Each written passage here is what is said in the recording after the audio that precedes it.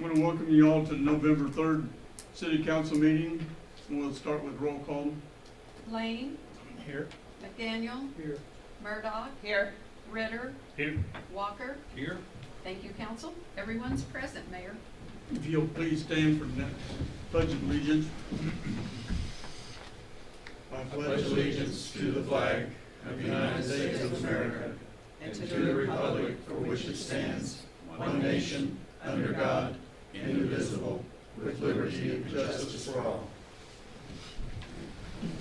Mayor, you just about have me saying, "Oh, say, can you see?" instead of pledge allegiance. Oh, say, can you see? You got the national anthem in my head. Sorry about that. All right. First up is consent agenda. Approve the minutes of the council meeting of October 20th and approve pay ordinance number 794. Any questions? I move we approve the consent agenda. I'll second that motion. Got a motion and a second. Roll call. Lane, Yes. McDaniel, Yes. Ritter, Yes. Murdoch, Yes. Walker. Yes. Thank you, council. Motion carried. All right, next up is call to public. Members of the public are welcome to use this time to comment about any matter related to city business not listed on this agenda. The comments that are discussed under call to public may or may not be acted upon by the council during this meeting. There's a 4-minute time limit. Please stand and be recognized by me. You state your name and address. So do we have anybody under the call to public? All right, seeing none, we'll move on. No old business, we have none. New business, item 4A, consider proposal for cleaning and inspection of the river water supply line. Right.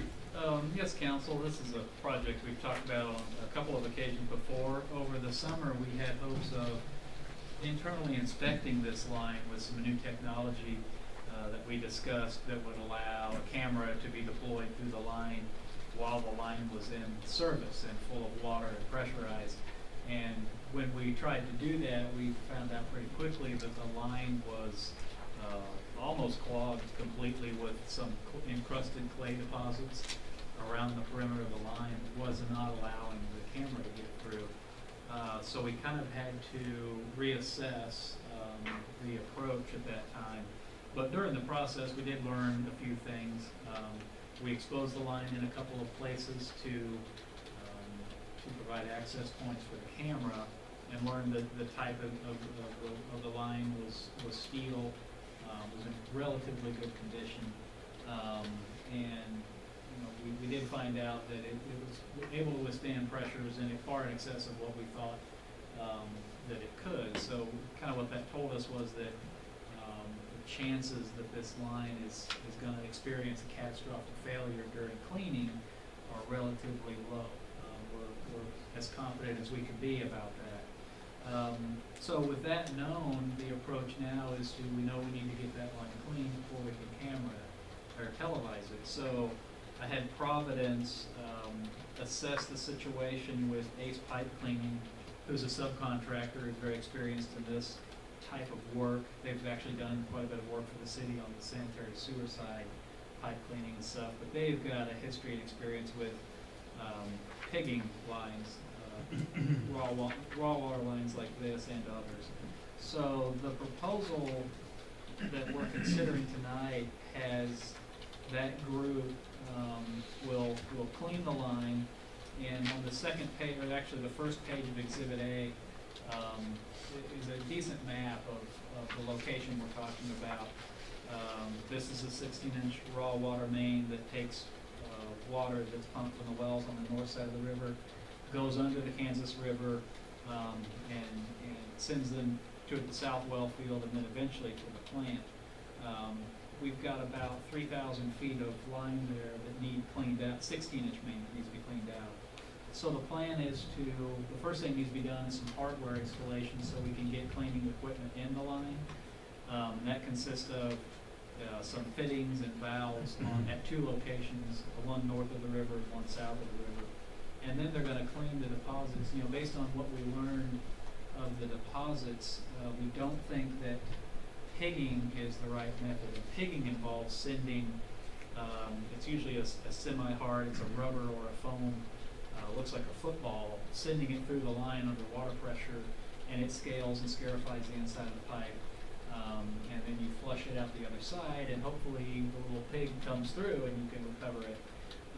Rather than doing that, we're gonna clean the main with jetting methods, just high pressurized water jet, much like you would do, much like we typically do on a sewer line. But still, we need these access points to get that jet in there.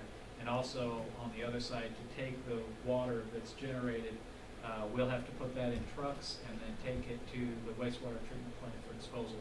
We can't just let that material go back into the river. So that's part of the cost involved. Once we get the pigging stations or the cleaning stations in place, those involve fittings and valves we'll be able to use just in the future to operate the main and clean it again if we need to. Once we get it cleaned out, then we'll do the camera that we wanted to do back in July and get a full interior assessment on the pipe. The cost for that proposal is Exhibit B to the staff report. The overall lump sum is $74,500, and that will essentially accomplish what we wanted, what we needed to accomplish with that 16-inch main. At the end of that, the main will be cleaned out, and we'll have a full condition assessment and expected service life of that main. And we're comfortable with the price amount. It's to be funded with the bond issue for 2015. It's a little bit higher than what we expected, but given the work involved and the benefit long term of the added valves and cleaning stations, I think it's of value to us. And then the overall value is the pumps on the north side of the river. I think we've talked about they've always operated at a much higher head, and we can deliver much less water from those than we can on the south side. And it's clear that a big reason for that is because this line, that should be a 16-inch main, is restricted down to maybe a 6 or 8 at most. So that's causing friction loss in that pipe, and our ability to deliver raw water to the treatment plant is restricted by that. The proposal on Exhibit B, $74,500. It would be funded from the bond issue that we issued in 2015. Exhibit C is a spreadsheet that you've seen many times before. We're just kind of keeping this updated in terms of where we are with the bond proceeds and our phase 2 work that we're almost to the end of now. We're still going to be left with about $1.3 million, which will fund. That's really not materially different than the last time I updated you on that. That'll still fund that list of added improvements that we're going to roll into this bond issue, and we'll be coming back in the next several months to initiate that process to authorize those additional projects. So if you're comfortable with the proposal, with the plan, and with the approach, they do have a pretty aggressive implementation schedule. They want to come in and do the work in the middle of November, be done by the 1st of December, weather permitting. I think it'll be a benefit to us. I think we'll see immediate benefits in terms of the amount of flow we can get to the treatment plant, and then the hours that we have to operate the plant can be diminished. Maybe during a high demand day, we have to operate the plant 16 hours, 18 hours a day. In the winter months, we're on a 10 to 12 hour schedule, and really our only restriction is now getting the raw water to the plant. I think this will help quite a bit. So with that, I'll answer any questions you might have. If you're comfortable with it, if you could make a motion authorizing me to sign the proposal. My name's on that, so I think that'll suffice. So Mike, the Exhibit A proposal is not the proposal, but the map is the same map, that one on page. Yeah, you're right. I didn't make.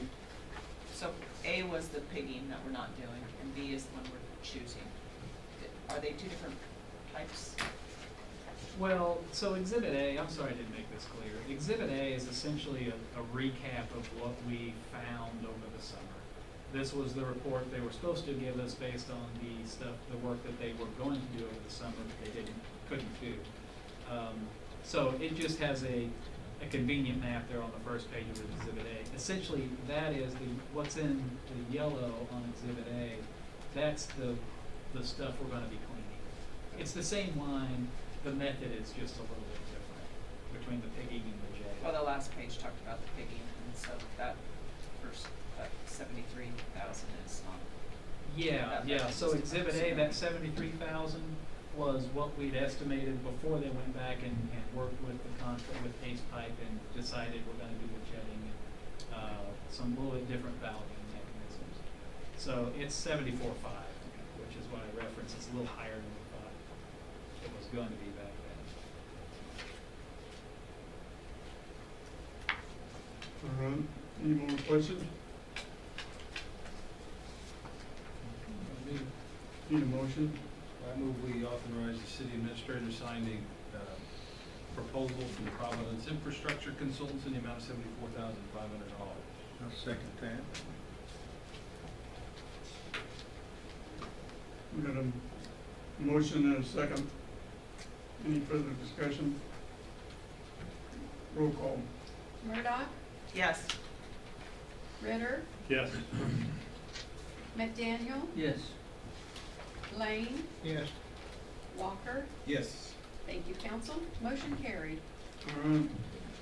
Item 4B, consider final plat for carriage houses in Johnson County, number 5.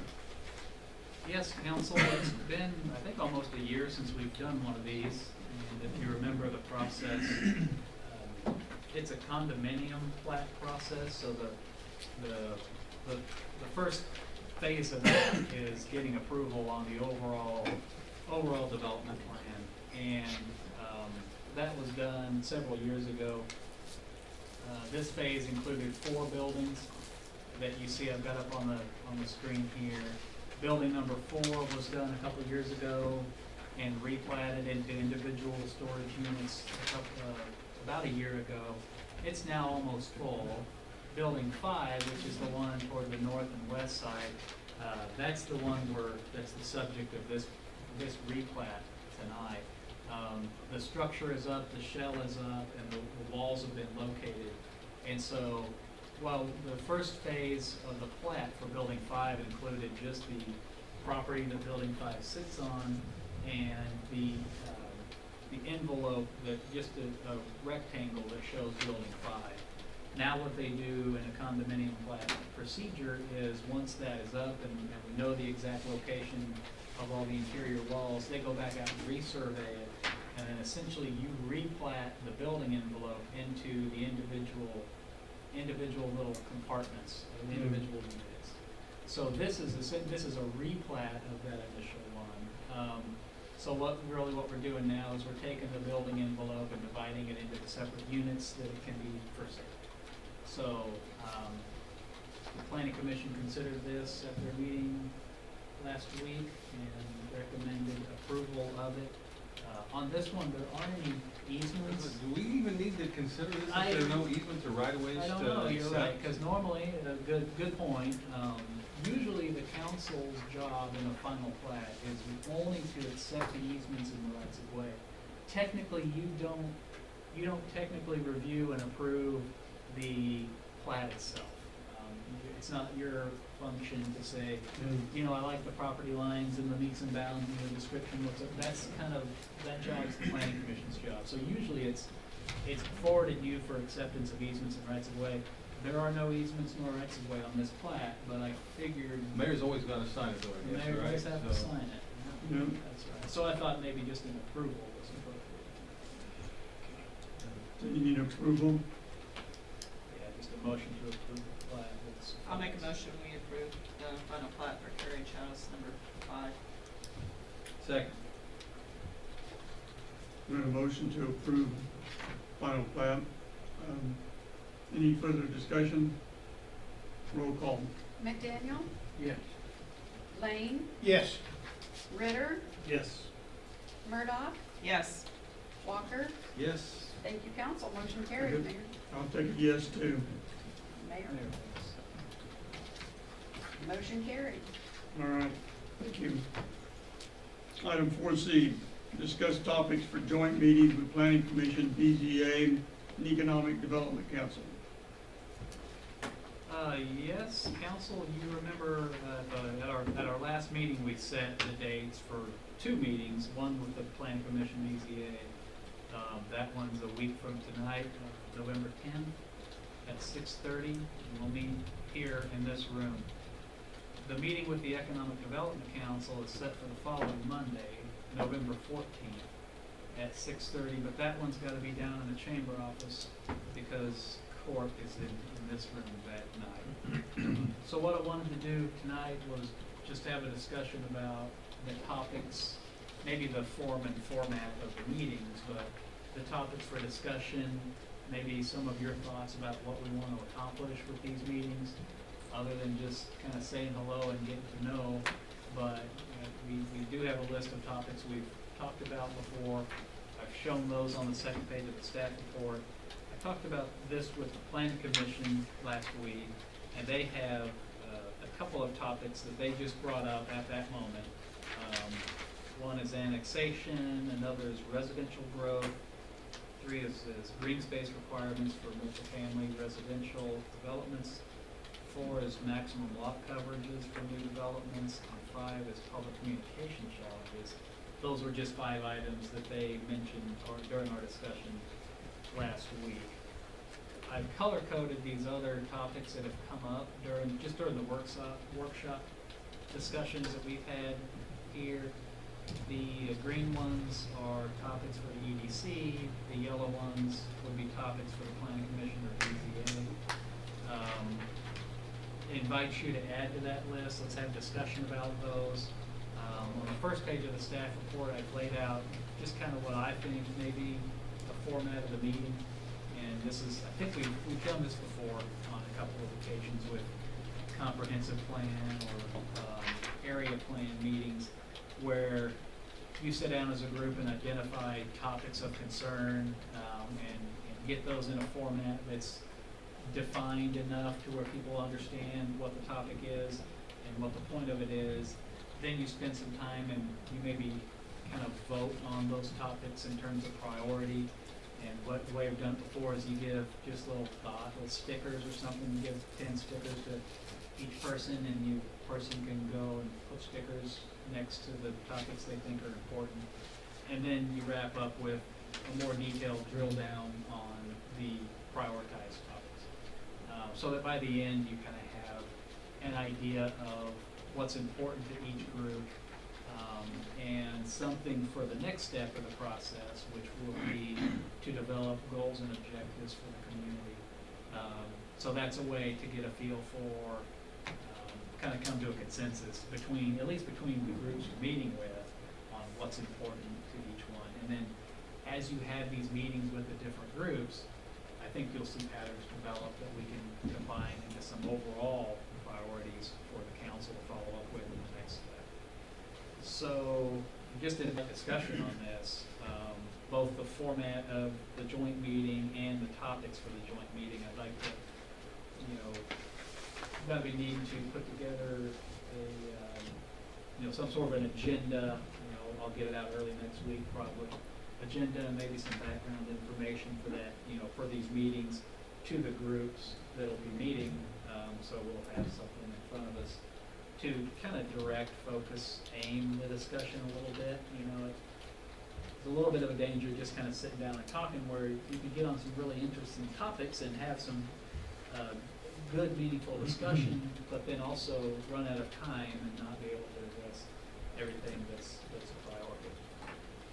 So I'll open it up and let you guys do some talking. If you have any thoughts. Well, I have a thought. Number 9 on this sheet is broadband information.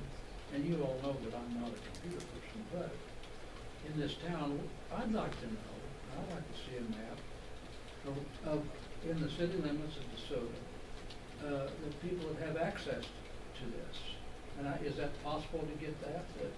Yeah, the broadband committee, Yeah. remember we set up one, I've got a few of those maps. I'd like to see that. I think that that needs to be at one of these meetings, and we need to discuss it, because I know she said it, and he said it.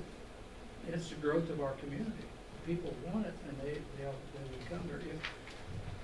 We need to have something to be able to go talk to these people that can provide that service to the city of DeSoto. And, I don't know how we go about doing it, but if we don't start talking to them now, they're not ever gonna come here.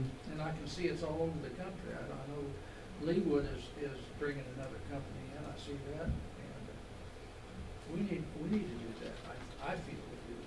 Yeah, with the committee that we have formed, Danny and myself and Kevin, Michael is on it, and Mike, we've met a few times and have plans to meet in the next couple of weeks. So I think after our next meeting, maybe we can come back and kind of just give a briefing to the council on what we have been trying to do. We've been reaching out to AT&T. I've tried reaching out to Google. It hasn't really gotten us anywhere, but so we just need to kind of keep working on all of that. But we are working on it. We've been making some contacts. I know Mike has been working hard. So those maps that you're talking about, they're not as easy, I think we found, to know exactly, but we've got kind of an idea on some of the areas. Yeah, as best can be. The data service providers and telecom providers are very protective of information. You hear the word proprietary a lot. So they don't like to tell you, they don't like to tell you where they have service. They're certainly not going to show you where their lines are. It's tough, it's challenging. But we do to the best we can. I think we have a good handle on it. Well, I'd like to see a map of that myself. Yeah, we've got- What's available Yeah. in the city of DeSoto. So we can kind of talk constructively, all of us, when we have one of these meetings. Yeah, well, the map's kind of the easy part. The hard part is there's going to be blanks on the map, and we know there are. And how do we get service to the underserved areas? Well, there's also parts on that map says there is service. And there is. That's right. Yeah, and we know we know the maps aren't as accurate as they need to be. The term of phrase in the industry is last mile. It's that last mile of service, out to the customer. And population density has a lot to do with the company's motivation for providing the last mile of service. AT&T has made pretty public that their last mile solution is going to be wireless, fixed wireless. Kind of like what we've seen here in the last 5 or 10 years with the Wildcat and what were the others? Mercury Wireless, and so it's line of sight stuff, and the technology isn't quite there yet, and the download speeds aren't nearly what the terrestrial base are. I don't want to belabor the whole thing. Okay. It's a good point, and it's no longer broadband internet is no longer a luxury. It's a necessity, and I think it should be treated like a utility. I wouldn't want to have to sell a house that didn't have broadband internet connection, and that's the type of thing I wouldn't want to have to educate a kid without an internet. And the school's very tuned into that. They're helpful. I think they'll be helpful in the process. But good point. Mike, we have the comprehensive plan update on here, and land use revisions and stuff. I know in the year since I've been on council, we've done a lot of revisions to our city code or policies on signs, and I think we're pretty much done on signs, are we not, for a while? And there were some other areas that were kind of done. Landscaping and parking and various different things. Is there anything else that you see that in that part, like for developers, more, either industrial or retail or business, that we need to look at that hasn't been looked at, that maybe has been a complaint or a problem in the back? Well, it's interesting that you bring it up, because at the planning commission meeting, we talked about, and this is one of their things, green space requirements for multifamily and maximum lot coverages. They have a concern that we've got development, maybe pending development or existing or possible development, that is very dense and doesn't have enough open areas, green spaces, you know, that, my comment to them is the pendulum of these discussions is always swinging. And in the early 2000s, it was swung so far one direction that, you know, development was coming, it was gonna happen, and we need to tighten the screws down on the requirements to make sure that poor little DeSoto doesn't get run over by the wave of developers and stuff coming in. And then during the economic downturn, the pendulum swung the other way, where we said our sign regulations are too restrictive, we're restricting business, our landscaping regulations are hampering people's ability to do stuff, we need to increase our densities because it's the only way to get stuff. And, you know, maybe we've reached that other end of the pendulum where, and it's interesting you say, is there other things? So maybe the pendulum hasn't gone all the way. But it's, you know, it's just, it's easy to take a short view on that. And it's more difficult to take a longer view. You know, these things, you do your best to make regulations that'll last forever. Everybody knows they won't. But you try your best to look at the next 20 years in terms of what type of community you want to become, what types of developments and developers you want to attract. And so that's a very, I mean, it's a kind of a comprehensive discussion. The comprehensive plan, it has more to do with long-range planning, you know, the policy guide that kind of sets the framework for these particular discussions about the densities and the signs and the landscape. So it seems like we've done a lot to try on the economic development side, and it's worked, and I don't think there's anything wrong with anything we've done. Really, I'm not making any point other than to just say it's a constant discussion that we have. And so the Planning Commission are making comments like, maybe we've gone far enough, maybe the pendulum has swung far enough in this direction, and it's, you know, it's time for a pause. And we might hear something different from the economic development council. Well, I guess that was my next point is that a lot of the policy changes we made were in response to requests. I mean, you know, some of the parking was in response to a request, and, you know, signage and stuff, there was issues. And as we as a group, you know, representing the city and trying to put a plan together or what we want to see for our future, which we've talked a lot about at economic development, you know, at the EDC meetings, and trying to put, you know, that kind of together, that we just want to kind of get that vision as far as, you know, I just was curious as if there was any other things.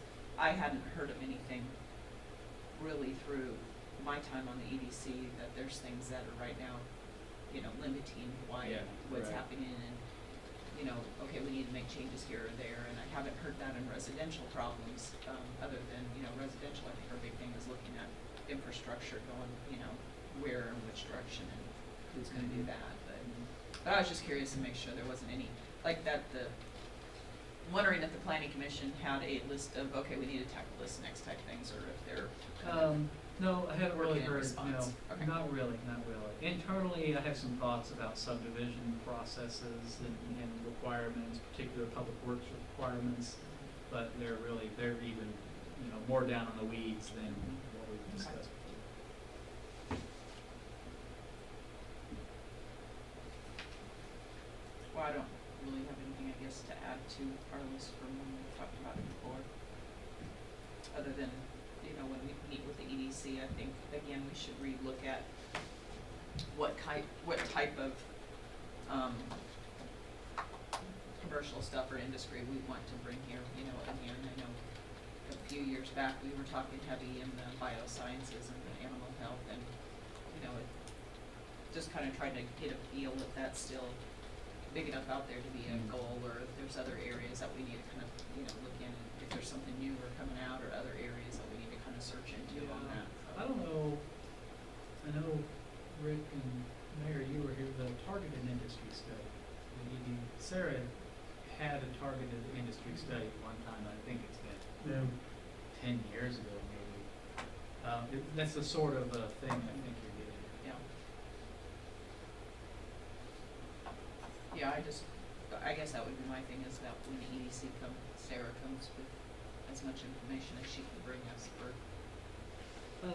reviewing some of that. To that end, you know, and you know, the EDC is going through their own sort of visioning and goal-setting process right now. And I didn't make the last meeting, but I think their goal is to be in a position where they have their goals and objectives and that sort of that the end result of their visioning process, at least in draft form, available at this meeting on the 14th to talk with us about.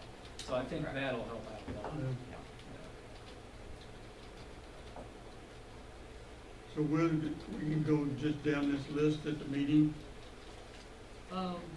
I think what I'll do, at the meeting, so this list will kind of be in that first phase of Mhm. identifying topics. Yeah, and so it'll be up there, and if we do the stereotypical thing, I'll have a big sheet of paper that I misspell words on and write real sloppy on, and then we'll hang those up around the room, and then we'll give everybody their 10 or 20 dots, and then you go with your dots, and you can put all your dots on one topic, or spread them out however your priorities are, and then you count them up and kind of prioritize that way, and then drill down into those topics a little bit, to kind of come up with a prioritized direction. Yeah. We probably should do a motion just formalizing, scheduling these two meetings and specifying the EDC at a different location, just so it's part of the public meeting. Good point. Need a motion for I could do that for two you. meetings. I make a motion, can they be in the same one? Yep.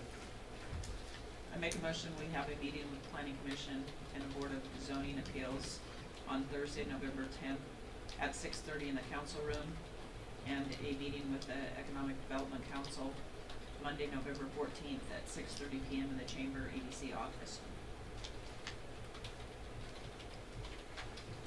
Second. We have a motion and a second. Any further discussion? Roll call. Want a roll call or all approved? Huh? You want a roll call or all approved? All approved would be fine. All in favor? Aye. No opposed? Okay. Thank you.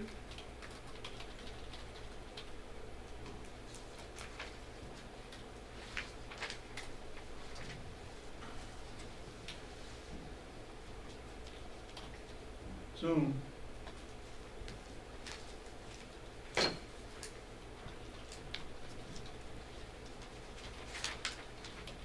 Well, that was it for me on that first season. all right.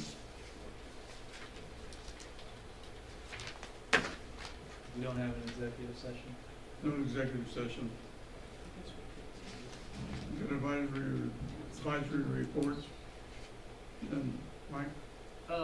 Yeah, just a couple things that I sent out an email, somebody did, Lana, somebody, I'm not sure. Harp's Grocery Store grand opening, Yeah. November 9th. That's assuming we still have a functioning society after the election on the 2nd, on the Tuesday. Hopefully we don't have a grand opening and then looting of the store immediately. We won't have that. But that starts at 9, or we're to be there at 9. Be there before 9. A little bit before A little before 9, and then the opening will start at 9. Yeah. With the speech from the mayor. Ribbon cutting. Yeah, ribbon cutting. Then they'll open the store to the public at 10. So that's exciting. Yeah. You got your speech written? Halfway. Okay. I've got it jotted down, but it sounds pretty rough. All right. I'm waiting for my speechwriter Oh, to yeah. come along and look it up. I don't blame you. Tell Sarah that Linda will be there. I was thinking about Yeah, she said she'd be there for Sarah. Sarah called her, emailed her. Our emails may not be going out right now, but she told me to tell you tonight that to tell Sarah that Linda would be there. All right, is that all you got? Well, the only other thing I wanted to bring to your, just let you know about, the beginning of last week, the contractor installing the water line connection to the water tower, had a mishap and caused a water break there. And that caused us, it wasn't a pressure so much, but it caused some cloudy water. This was a couple weeks ago, and Custom Foods and Merck and Starside Elementary reported dirty water. South of the new tower? Yeah, the new tower. And then over the course of the last couple of weeks, we've had several other incidents of cloudy water reported by Starside and Merck. We didn't hear it from Custom Foods, but we didn't know what was going on eventually, and eventually we found out that the contractor putting the line in was actually taking it upon himself to flush a hydrant there. And they did this on 3 or 4 different occasions, and they didn't just, they just opened the steamer line wide open and caused several occurrences of stirred up water in the mains. And, we didn't, for a couple weeks there, didn't know what was going on, but we figured out what was happening. It's not gonna happen. Hopefully, we're done with it. We've met with Starside Elementary, the school district, and Merck as well, let them know what's going on. Hopefully the situation's behind us, but and we didn't get any complaints from residents, to my knowledge. It was just those businesses. So, in case you hear, that's what went on. The general message when that happens, and I know people are rightfully concerned with the look of the water, and it happens on occasion. Generally, the message from KDHE and the state and environmental people is that, the color, the appearance of the water is not good. You don't wash laundry with it. You might have taste and odor issues, but from a health standpoint, all the sediment that's in the water is as disinfected as the water is in that pipe. And so generally, there's not a health risk from it. So that's the message, although you don't encourage people, obviously if they want bottled water, we can provide bottled water. But in general, that's the message, that there's not a health and safety risk, but obviously it's not something that people expect or deserve. So we try to, those are emergency type situations for us. Yeah. We fix those as quickly as we can. So is it in use now, the tower? No, the tower, the line did get put in. On Monday, the tower company's coming back to disinfect. We have to send, Bacteria. yeah, so what you do on a tower, you don't wanna fill 500,000 gallons of a bunch of chlorine water. So you enter the tower and you spray the surfaces down with a chlorinated mixture, then you fill the tower. So they'll be doing that on Monday. It'll probably take most of the day to do the interior disinfection. Then we'll open the gate, the valve, and probably fill it up over the course of 2 or 3 days. 500,000 gallons is about, it's almost a day's worth of production for our treatment facility, so it'll take a couple days to fill. And then for a while, we'll leave the sunflower towers in service and operate all of them, but then eventually we'll close the sunflower towers and drain those and turn the keys back over to the sunflower and be done with those. Good. Yeah. All right. Yeah. Anything else? That was all. Patrick? Yeah, just briefly wanted to update you. I had a meeting with the county attorney who's in charge of the sale on Cherokee Woods, and they have moved that sale to sometime after the first of the year. They're having trouble getting the bank, the mortgage holder served, so that's been postponed. And then I've been assembling information that we'll present at a workshop to you guys on, how best to handle that situation. But, when it does go up for sale. Just want to update you on that. That's it. Lana? No report this evening, thank you. All right. Start with council. Danny? I got 2 things. Pat, I wanted to ask you, you were working with AT&T on that finance deal, the franchise fees that we had a note on. And I got a question. I looked over it, that doesn't seem right on the amount of lines that they you know, their 5% goes against the amount of lines they have in service and the amount of pay for each one of those lines, which I think the least amount of just a single line was $30 or 29 or 28 bucks, up to $30. And the amount of lines, I don't think they figured that right. You're talking about the total franchise fee was what, 4 or something, 400 or? Oh, and that may have been, I think that came from me. Oh, okay. Yeah, that was in that broadband Oh, report was I that gave you where that guys. was? I knew I seen it Yeah, somewhere. yeah, so that came from me, and I know we've struggled, getting information, mostly it was from Time Warner is what I'm most concerned about. But, AT&T, it's just a percentage of their overall revenues that are Yeah. collected within the city, that's the 5%. Yeah. And so what they do is they give us, they say, here's your 5% check, and it's, you Yeah. know, it's fine. And there's no 500 basis bucks. on the amount of lines that they're trying to report. That's what gets me. They did The that amount one of time. service connections, you mean? Yeah. Government line? Yeah, I don't Yeah, have any of that. now see, that, Yeah. you can't figure a percentage on the revenue if you don't know what it is.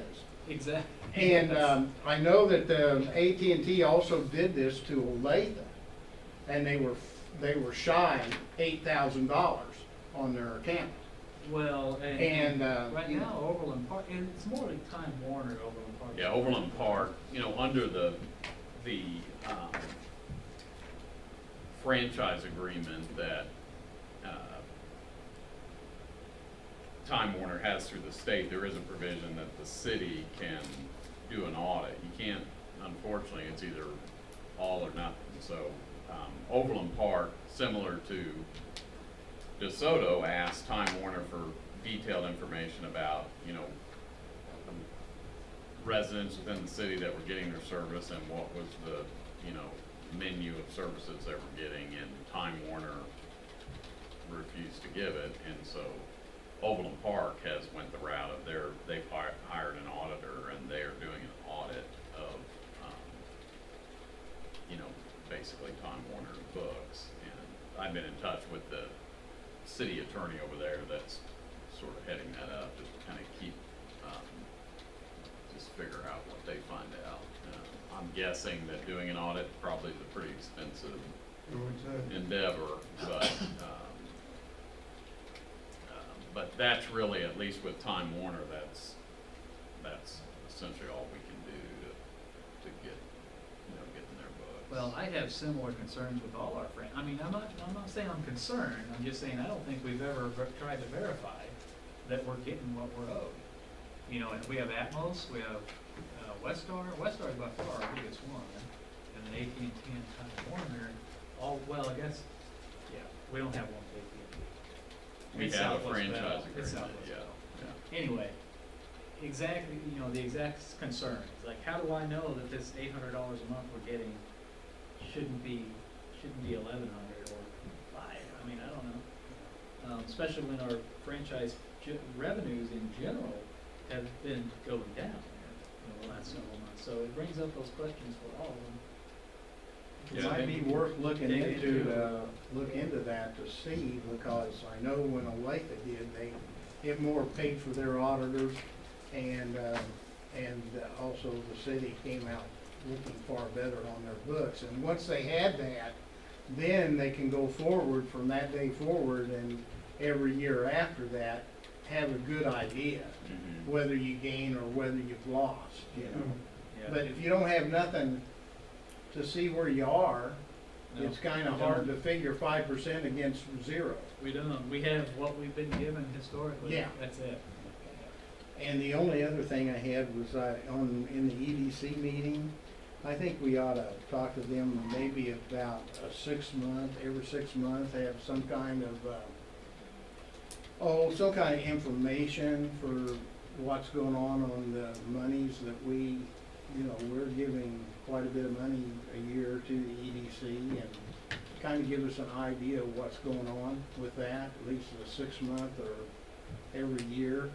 You know, I think she gives something every year, but, you know, either something a quarter or 6 months probably be okay. You know, there's some idea of what's going on to give us an idea where our monies are going or something, so we can kind of look at that, but that's all I have. Okay. Ron? No, I'm done. He answered my question about the water. Rick? I met with 80 of our constituents today. They're all 10 years old. Oh, good.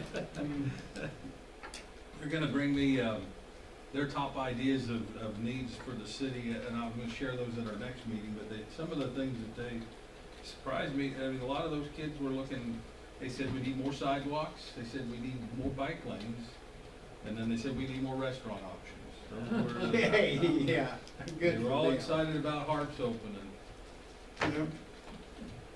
And they were I real heard good good, things about the sidewalks that we've been doing. I've had a couple of people call and really happy with yeah. what's been done here. I mean, they're really glad and happy. A very attentive group, well behaved, and a lot of good Okay. questions. Yeah.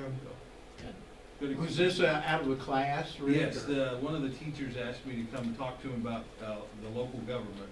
Oh, good. So I went up and spoke to him today What school were they at? out of Starside. Starside, okay. How's the water? Didn't mention anything about the water, so I guess that's all The right. kids didn't notice the bad water, I guess. That's pretty good. Yeah, Drink chocolate milk for lunch.